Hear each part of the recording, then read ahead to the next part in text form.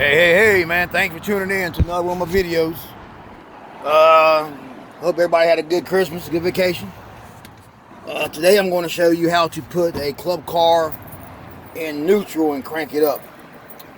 Any other time you got to put it in forward and get it to crank up.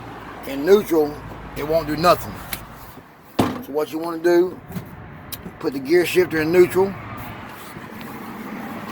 Back here on back of the switch, what it is, you got to activate the switch here in neutral, or it won't engage the solenoid to start the engine.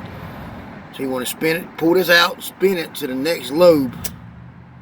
So now it pushed that in, but when you put it in gear, it won't crank up. So then to have it where you crank it up in forward or reverse again, you pull it out and spin it again.